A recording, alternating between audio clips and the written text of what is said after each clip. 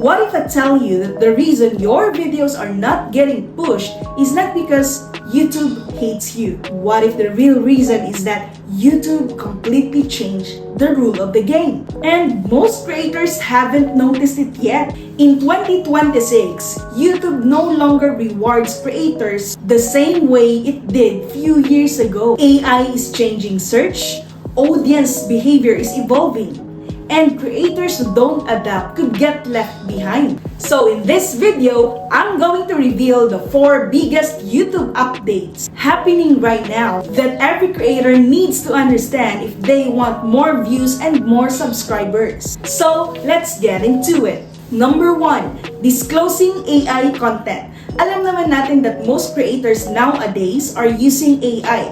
It could be on the script, on the voiceover, AI-generated images and videos, and some channels are even 100% fully automated. The good news is, YouTube is not against AI.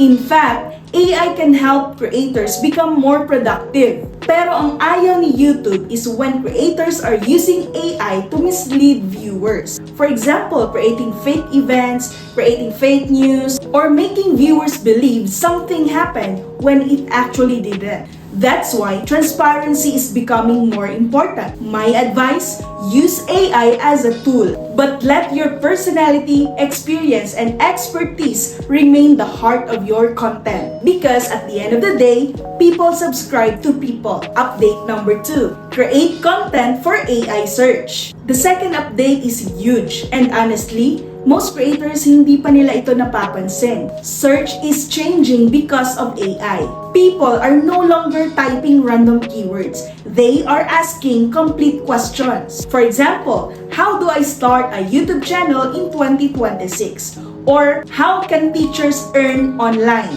It can also be what's the best niche for beginners. And AI systems are looking for the best answers. So instead of making broad content, start creating answer-based content. Kasi ang goal ni YouTube has changed. Ayaw niya nang maging search engine. Gusto niya nang maging answer engine to people. Instead of saying YouTube tips, you have to say why your videos are not getting views. Or another one, instead of saying teaching abroad, you have to say how I got a teaching job abroad. So be specific. Specific questions attract specific audiences, and specific audiences watch longer. Update number 3. Build authority. Now, this is probably the most important update in YouTube right now. Authority.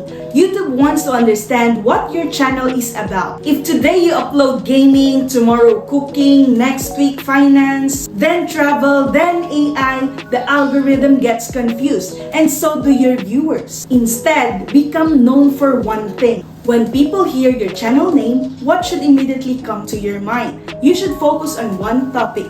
Whatever niche you choose, own it. The channels growing the fastest today are not always the biggest channel. They're the clearest channels. The more authority you build, the more trust you earn. And trust is one of the strongest ranking factors on YouTube. Update number 4. You have to sell something. Remember that YouTube is now upgrading. YouTube is no longer just a search platform but also a sales platform. For years, many people treated YouTube as a search platform. Someone searched information, they watched a video, and then they left. But today, YouTube is becoming much more than that. People are no longer just watching videos to learn.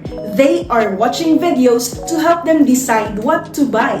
That's why creators who are growing the fastest are not just creating content. They are solving problems and offering something that can help their audience even more. The creators who understand these changes early will have a huge advantage in the years ahead. So if you look at all 4 updates together, you will notice a pattern. YouTube is rewarding creators who build trust, answer questions, become known for something, and help solve real problems. That's where the platform is heading, and that's where the biggest opportunities are. So that's it. If this video helped you, please click like and subscribe for my channel for more videos like this. Check out this video if you're having trouble to reach your 4,000 watch hours because I've explained 5 strategies that is very effective for you to get the required 4,000 watch hours. So, thank you so much for watching and see you on my next one.